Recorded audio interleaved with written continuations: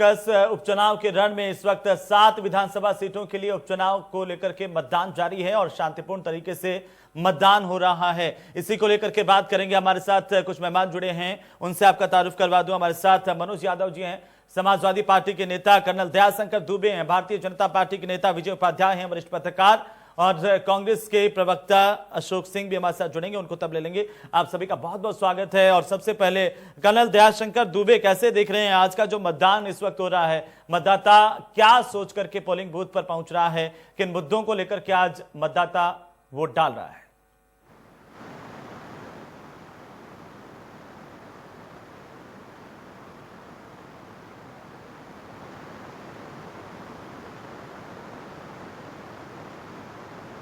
दयाशंकर जी, आप सुन रहे हैं मुझे?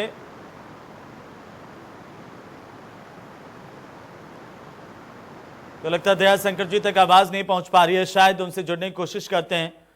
विजय उपाध्याय का रुख करते हैं, वरिष्ठ पत्रकार विजय उपाध्याय हमारे साथ हैं। विजय जी, कैसे आप देख पा रहे हैं आज के चुनाव को? देखिए, ये चुनाव कई कारणों से हो रहे हैं। एक तो 2 ऐसे मंत्री हैं जिनका कोरोना से डेथ हो गई, इस वजह से बाई इलेक्शन हो रहे हैं। एक विधायक को सजा हो गई। इस तरह की वजहों से ये चुनाव हो रहे हैं। तो जनता के सामने कोई ऐसा ठोस मुद्दा नहीं है। अब लोकल इश्यूज हैं उनके सामने, चूंकि बाई इलेक्शन है और बाई इलेक्शन में अलग अलग क्षेत्रों में हो रहे हैं और वहां लोकल इश्यूज ज्यादा महत्वपूर्ण है, प्रत्याशी बहुत महत्वपूर्ण है। चूंकि अभी 1.5 साल का कार्यकाल बचा है, तो जो इन्फ्लुएंशियल कैंडिडेट हैं उनका चुनाव ठीक है। और जिस पार्टी का ऑर्गेनाइजेशन ठीक है वो पार्टी ठीक है। जिस पार्टी के साथ लोगों का जनाधार बेहतर है या जिससे उम्मीद है उसके साथ लोग हैं। लेकिन उत्तर प्रदेश में जो स्थापित परंपरा है बाई इलेक्शन की, वो ब्रेक हुई है पिछले सालों में कि बाई इलेक्शन सरकार का होता है। आमतौर पे उत्तर प्रदेश में भी भाजपा सरकार के पहले जो सरकारें रही हैं 90% सीटें तो वही जीता करती थी। अपोजिशन की भी जो सीट खाली होती थी उस पर भी रूलिंग पार्टी का कब्जा हो जाया करता था। अब उत्तर प्रदेश की सरकार ने काफी ताकत झोंकी है, इनके मंत्रियों को लगाया गया, खुद मुख्यमंत्री ने मीटिंग की है, तो बड़ा स्टेक लगा दिया है भारतीय जनता पार्टी ने और खासतौर पे योगी आदित्यनाथ की सरकार ने। अब इतना बड़ा स्टेक लगने के बाद निश्चित है चुनाव बहुत महत्वपूर्ण है। इन 7 सीटों से सरकार के पे कोई फर्क नहीं पड़ने वाला है, लेकिन अपोजिशन पे फर्क पड़ने वाला है। इन 7 सीटों में अपोजिशन की जो पार्टी चैंपियन निकलेगी उसका मनोबल बढ़ेगा। 2022 के लिए ये माना जाएगा कि उसी पार्टी में संभावनाएं हैं कि वो बीजेपी को मजबूती से टक्कर देगी। तो ये सत्ता पक्ष से ज्यादा विपक्ष का लिटमस टेस्ट है कि विपक्ष की जो 3 प्रमुख दल है उसमें से कौन सा दल मजबूती से आगे निकल रहा है। बिल्कुल विजय जी, और इसका जवाब मनोज यादव ही देंगे। मनोज यादव जी, विजय जी कह रहे हैं कि ये सत्ता पक्ष से ज्यादा विपक्ष का लिटमस टेस्ट है। आपको उम्मीद है कि इस टेस्ट में आप पास होंगे, क्योंकि आप तो ये भी कहते रहे कि 2022 से पहले ये सेमीफाइनल भी है। देखिए हेमंत जी, इस बात में कोई भी किसी तरीके का कोई इफ्बट नहीं है कि ये सेमीफाइनल के रूप में इसको देखा जा रहा है। लेकिन एक बात हम सभी को समझनी पड़ेगी कि चाहे वो पत्रकार हो, चाहे वो राजनीतिक विश्लेषज्ञ हो, तमाम सारे न्यूज चैनल हो, सभी लगातार सवाल विपक्ष पे पूछते हैं। और ये बेहतर चीज है कि शायद उनको आज की सरकार पे अब इतना विश्वास नहीं रह गया जो विश्वास विपक्ष पे है। तो ये बेहतर है कि हमसे सवाल पूछा जाए। मनोज यादव, सरकार से भी सवाल होते हैं और सरकार से सवाल होने भी चाहिए, लेकिन सवाल विपक्ष से इसलिए क्योंकि विपक्ष लगातार ये दावा करता रहा है कि 2022 में हम सत्ता में आएंगे। और आप लोग जिन मुद्दों को उठाते रहे हैं, देखिए उन्हीं मुद्दों को जोड़ करके, और अब आप इसमें पत्रकारों को इस बात में इन्वॉल्व करें कि सत्ता से नहीं पूछ रहे हैं या विपक्ष से पूछ रहे हैं। ना, ये बेहतर चीज है। नहीं, विपक्ष के ऊपर सवाल उठना बहुत जरूरी है, क्योंकि विपक्ष को संवैधानिक महत्व है। देखिए, तरीके का कोई विपक्ष को संवैधानिक दायित्व है। संविधान में प्रतिपक्ष को बहुत महत्व दिया गया है और इसलिए विपक्ष अगर अपनी भूमिका में सही नहीं खरा नहीं उतरता है तो विपक्ष के ऊपर हम जम से सवाल उठाएंगे। लेकिन इसके लिए विजय जी जरूरी है कि विपक्ष मजबूत हो। जी बिल्कुल, विपक्ष की जिम्मेदारी है वो अपने को कमजोर रखते हैं। देखिए मुझे मेरी बात हेमंत जी पूरी कर लेने दीजिए। मैं बड़ी महत्वपूर्ण बात कहने जा रहा था। मैं ये कह रहा हूं कि अगर आज सत्ता से कम सवाल हैं, सवाल का मतलब चूंकि सत्ता पूरी तरीके से किसी भी सवाल का जवाब देने में असक्षम महसूसता कर रही है। इस वजह से कह रहा हूं, कम से कम विपक्ष के दायित्वों का निर्वहन विपक्ष जिस तरीके से कर रहा है और समय समय पे हमें इस बात के लिए जगाया जाता है, हमसे उम्मीदें रखी जाती है, इसके लिए हम उन सभी लोगों का धन्यवाद देते हैं जो लोग हमें आईना दिखाने की प्रयास करते हैं। लेकिन ये बताइए, आप आज के परिप्रेक्ष्य में जो चुनाव हो रहा है, विपक्ष हारेगा जीतेगा, ये निश्चित तौर पे उसके 22 के चुनाव को लेके एक बड़ी बात होगी। लेकिन उस सरकार का क्या होगा जिस सरकार को जनता ने इतना बड़ा बहुमत दिया, और बहुमत भी क्यों बढ़ा दिया कि आप उत्तर प्रदेश को एक नई दिशा देंगे, एक नया उत्तर प्रदेश बनाएंगे। लेकिन ढाक के 3 पात वाली कहावत साबित हुई कि क्या था हो क्या रहा है। क्या आज की डेट में उत्तर प्रदेश की सरकार पूर्ण रूप से ये कहने में सक्षम है कि उत्तर प्रदेश में जो जो वादे उसने किए थे वो 3.5 से 4 साल की सरकार में उन्होंने पूरा कर दिया या पूरा करने की कगार पे हैं? आज बताइए, कोई मुद्दा नहीं। जब मुख्यमंत्री योगी आदित्यनाथ जी इन चुनावों में जाते हैं, रैली करते हैं, तो वो विपक्ष को कोसते नजर आते हैं। और मैं उस बात को पुनः रिपीट कर रहा हूं कि 2 चीजों से 2 प्रदेशों में बड़ी बर्बादी हो गई। एक, बिहार में कोसी नदी है जिससे बिहार की बर्बादी हो जाती है, और एक उत्तर प्रदेश में सरकार है जो विपक्ष को कोसने में लगी रहती है, उससे भी प्रदेश की बड़ी बर्बादी हो गई है। आपकी जो जिम्मेदारियां हैं उन जिम्मेदारियों का निर्वहन करें। बता दीजिए, मुख्यमंत्री ने अपने किसी भी रैली में उत्तर प्रदेश के क्रमबद्ध तरीके से 50 काम गिना दिए हो, जिससे कि वहां की जनता को एहसास हो गया हो कि हां, मुख्यमंत्री जी ने काम बताए और ये काम किए। वो तो उत्तर प्रदेश की पूर्व की सरकारों को कोसते रहते हैं, उन्हीं के नेताओं को निशाना पर जवाब दे दीजिए, मरहनी पर जवाब दे दीजिए, पूरी तरीके से। नौगावा सादात पर आ जाइए। देखिए, हाँ, बिल्कुल बिल्कुल सही बात, आपका सवाल सही है। मेरा रुचि नहीं है वो। निश्चित तौर पे ये बड़ा ऐतिहासिक होगा। और विजय जी ने जैसे अभी एक बात कही कि ज्यादातर बाई इलेक्शन सरकार के होते हैं, लेकिन आपको याद दिला दूं कि 17 से अब तक हमने लगभग 4-5 विधानसभाएं बीजेपी से छीनी हैं। यानी कि उस मिथक को भी हमने तोड़ दिया कि हम सत्ता में रहते थे तभी जीत सकते थे, हम विपक्ष में हैं तब भी हम जीत लेते हैं उपचुनाव। तो आने वाली जो ये 7 सीटों पे आज मतदान पड़ रहा है, इस पे भी हम आपको दावे से कह रहे हैं कि सबसे अधिक सीटें समाजवादी पार्टी जीतने जा रही है। कितनी जीतेगी? हमारे हिसाब से कम 5 सीटें समाजवादी पार्टी जीतेगी, और 2 सीटों पे कौन जीतेगा ये अभी हमारा आकलन नहीं। तो आपका सीधा मुकाबला आप कह रहे हैं बीजेपी से है? निश्चित तौर पे बिल्कुल। सत्ता की जिम्मेदारी और सत्ता के लिए चुना गया जिस पार्टी को, उसी से तो हमारी क्या हमारा कोई लड़ाई कांग्रेस से थोड़ी नहीं है, ना हमारी बसपा से, ना हमारी लड़ाई दूसरी अन्य जो राजनीतिक पार्टियां लड़ रही हैं उनसे।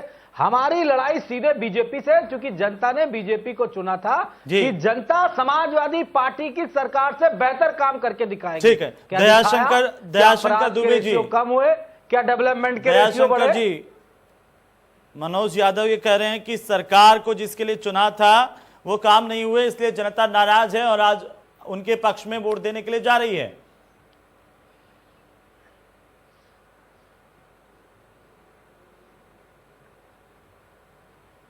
दुबे साहब,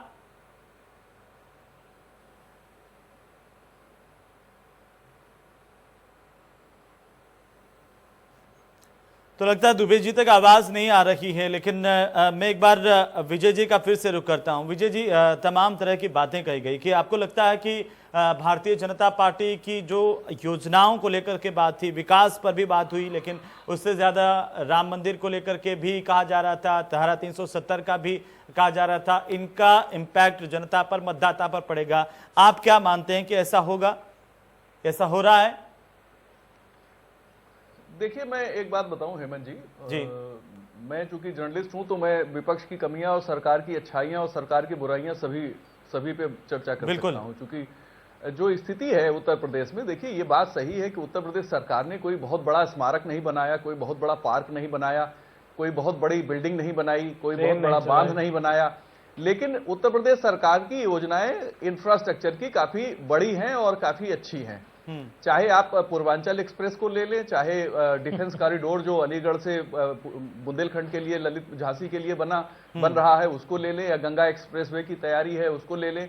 इससे ज्यादा जो महत्वपूर्ण है कि इस सरकार में गांव में काम हुआ है, और जो फंड का एलोकेशन शहरी योजनाओं के लिए, बड़ी ऑर्नामेंटल योजनाओं के लिए पिछली सरकारें करती रही हैं, उससे उलट इस सरकार ने 36,000 करोड़ तो खाली ऋण माफी कर दिया। तो उस 36,000 करोड़ से आप समझिए कि कितनी बिल्डिंगें बन सकती थी, लेकिन सरकार ने उसको 36,000 करोड़ रुपए ऋण माफी किया। तो ये आप आरोप लगा सकते हैं, हाँ ऐसा कोई इन्होंने बड़ा सेंटर नहीं बनाया, लेकिन मेरी जानकारी है कि एक बड़ा पार्क भी लखनऊ में ये सरकार बना रही है और उसकी शायद घोषणा जल्दी ही करेंगे। तो ये जो बात है बार बार ये कही जाती है कि भाई सरकारें काम नहीं कर रही हैं, ऐसा नहीं है, सरकारें काम कर रही हैं। सरकारों में कमियां होती हैं, सभी सरकारों में होती हैं, इस सरकार में भी कमियां हैं, लेकिन आप ऐसा नहीं कह सकते कि अपराधी सड़क पे खुलेआम घूम रहे हैं। आज तो ये बात सही है कि अपराधियों के मकान गिर रहे हैं, उनके महल गिर रहे हैं, और एनकाउंटर्स में अपराधी लगातार पुलिस को चुनौती दे रहे हैं, पुलिस एनकाउंटर में अपराधियों को मार भी रही है।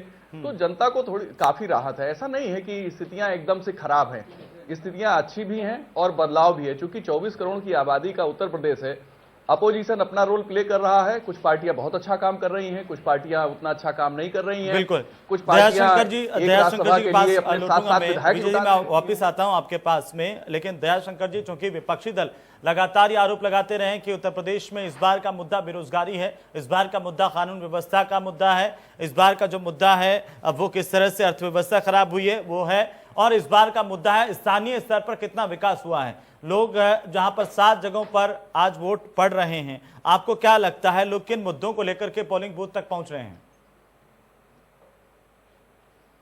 मुझे लगता है हेमंत जी, जिन विषयों को आपने उठाया है जी, उस पर यदि एक एक करके हम लोग चर्चा कर ले और थोड़ा ध्यान से देखें, जैसे कानून व्यवस्था के ऊपर चर्चा उठी है।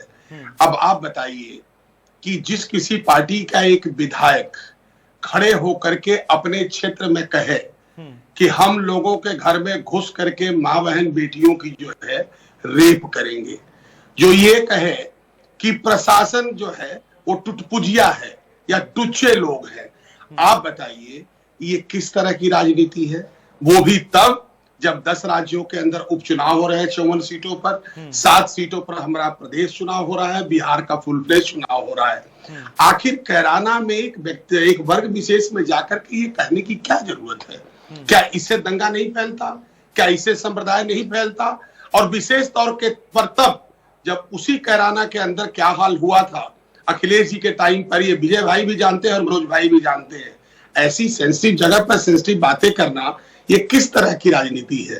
खैर इसको छोड़िए, आप जब बात करते हैं कानून व्यवस्था की, तो क्या आपको नहीं लगता क्या कि मनोज जी को ये नाहिद की बातों को इसकी भर्त्सना करनी चाहिए?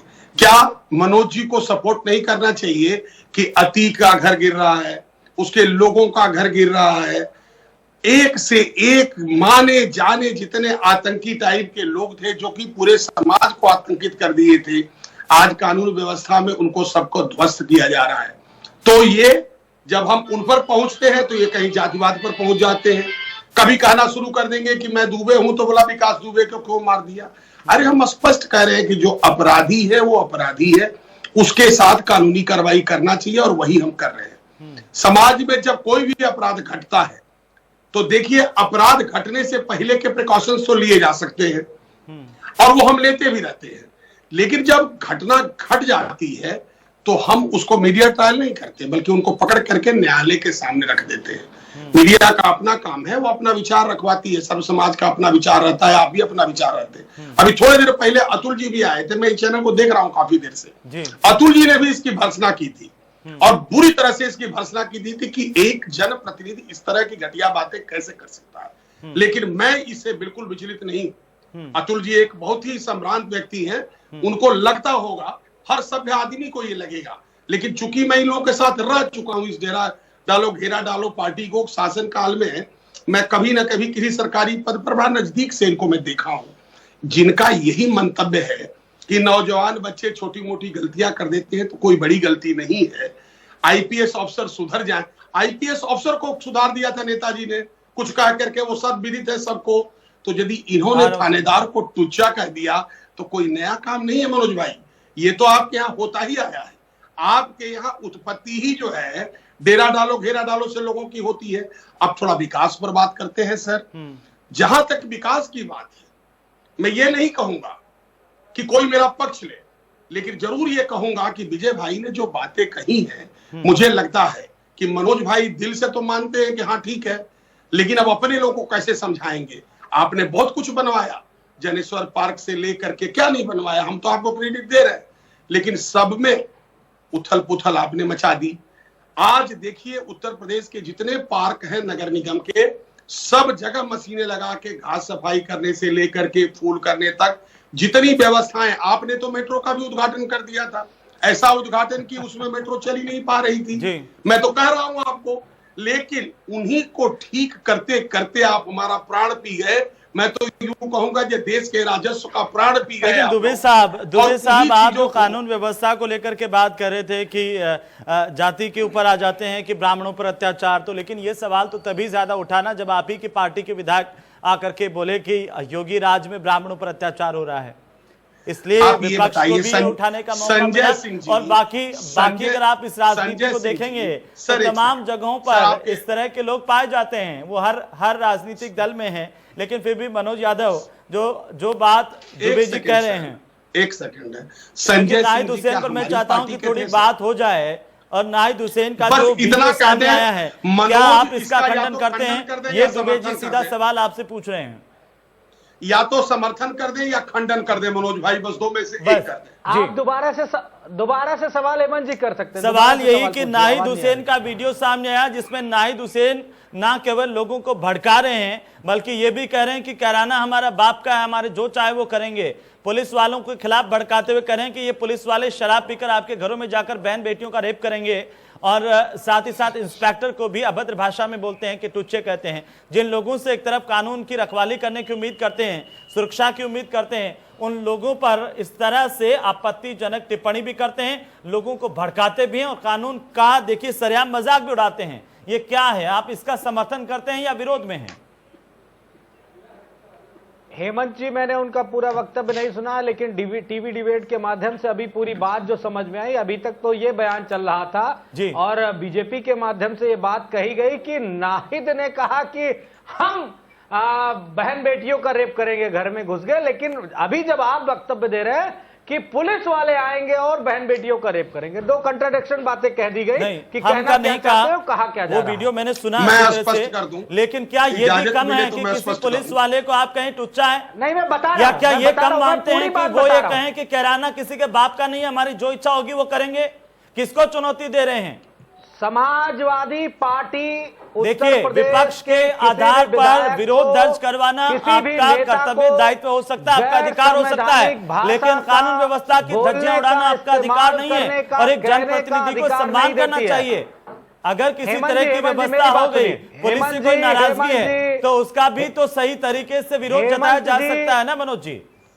जी बोलिए। हेमंत जी, मैं पूरी तरीके से आपको समझा रहा हूं, बता रहा हूं। समाजवादी पार्टी गैर संवैधानिक भाषा का पूरी तरीके से आलोचना करती है, वो चाहे समाजवादी पार्टी के लीडर की तरफ से बोला जाए या भाजपा या किसी अन्य दल की तरफ से बोला जाए। नाहिद हुसैन के बयान की भर्त्सना करते हैं। पुलिस को कहना है, सुन लीजिए। हाँ, बिल्कुल करता हूं, बिल्कुल करता हूं। अगर गैर संवैधानिक भाषा का प्रयोग उन्होंने किया है तो मैं उसकी भर्त्सना करता हूं, इसमें दो राय नहीं है। और मैं उस राजनीति का हिस्सा भी नहीं हूं कि मेरा सही और तेरा गलत। इस तरह की राजनीति करने पे मैं विश्वास नहीं रखता।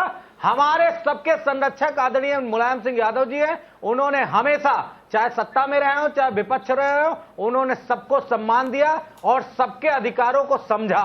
तो हमने आदरणीय नेताजी से, आदरणीय अखिलेश जी से अपनी बातें सीखी है कि हमें किस तरह से किसको जवाब देना है। लेकिन अगर बयान को तोड़ मरोड़ के प्रस्तुत करने की बात की जाएगी या उसको उलट कहने की बात की जाएगी, तो मैं ऐसे लोगों को आगाह करता हूं कि जो सत्य है वो बोलने की हिम्मत रखिए।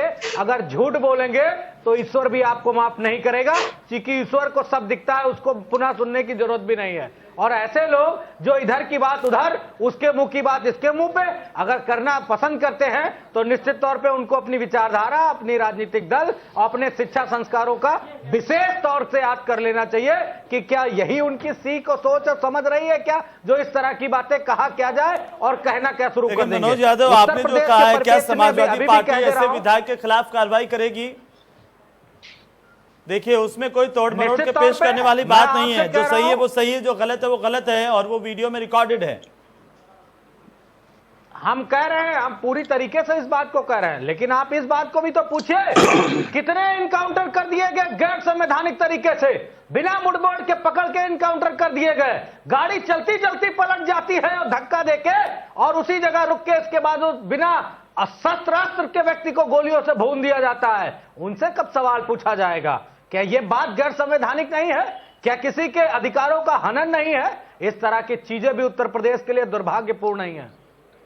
ये भी दुर्भाग्यपूर्ण है कि किसी और की गलती को आड़ लेकर के आप हेमंत जी याद रखिएगा, मनोज चलिए ठीक है, लेकिन ठीक है, जब किसी लेकिन ठीक है, आज देखिए 7 जगहों पर उपचुनाव जो हो रहे हैं, करने समझदार इंसान की हत्या हुई है तो ईश्वर ने भी उसको माफ नहीं किया है। ठीक है, लेकिन दयाशंकर दुबे साहब सवाल देखिए, आप कानून व्यवस्था की बात करते हैं, आपने बहुत सारा जिक्र किया, जो अच्छा है वो अच्छा है, जो विकास के काम करवाए उनको दरकिनार नहीं किया जा सकता, जो कानून में भी अच्छा किया उसको भी दरकिनार नहीं किया जा सकता। लेकिन आज ही देखें तो राजधानी लखनऊ में सरेआम गोलियां मारी गई, उसके बाद में कार के नीचे कुचल करके हत्या कर दी गई, और साथ ही साथ जो रोजाना के मामले सामने जिस तरीके से आए वो विपक्ष लगातार उसको मुद्दा बना रहा है। हाथरस ले लीजिए, बलरामपुर की घटना ले लीजिए, लखीमपुर खीरी की बात ले लीजिए, तमाम बातों को लेकर के विपक्ष आपसे सवाल जरूर पूछ रहा है।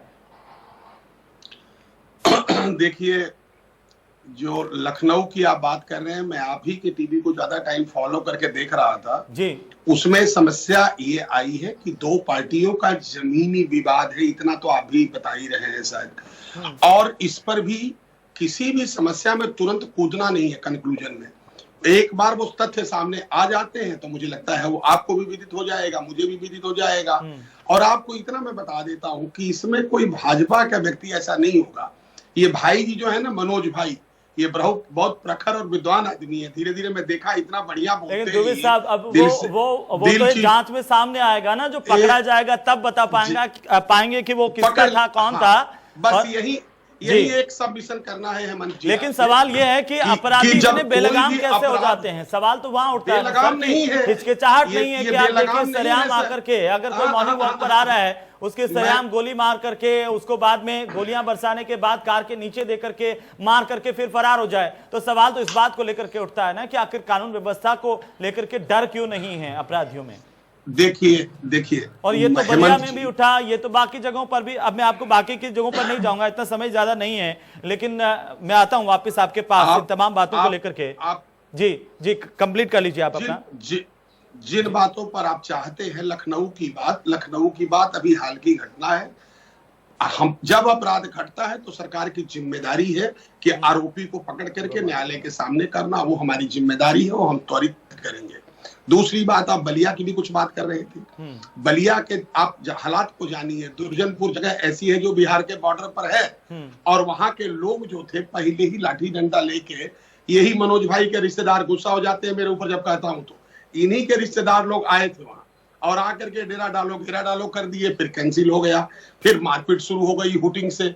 और उसके बाद चूंकि मैं एक पूर्व सैनिक हूं, उसको समझ में नहीं आया, वो कहने लगा कि भाई मैं डिफेंस में फायर कर दिया। वो भी न्यायालय फैसला हेमंत जी कि उसने आवश्यकता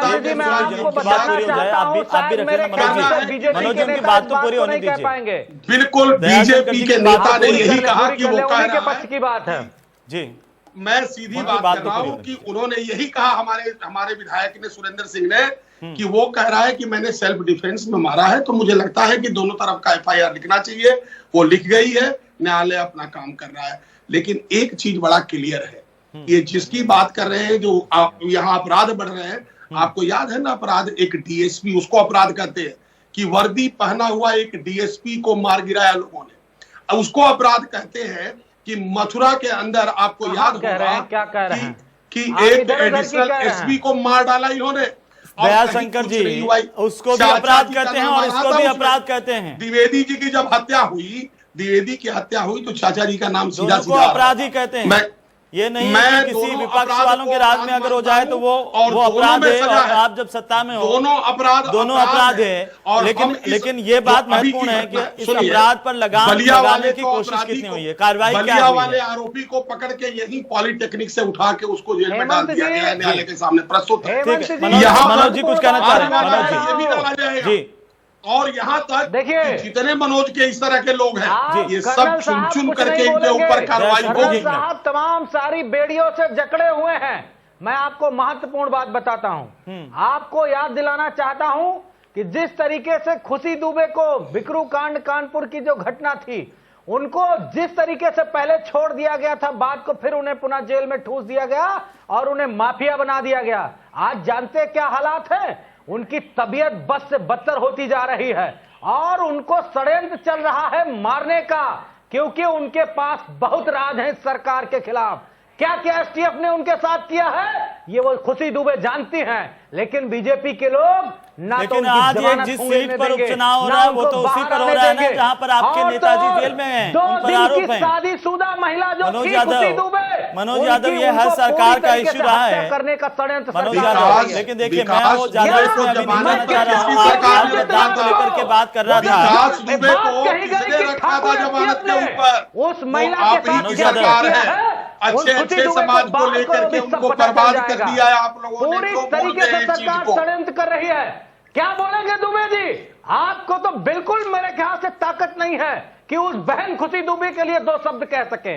कब कहेंगे आप? देखिए राजनीति कहेंगे क्या?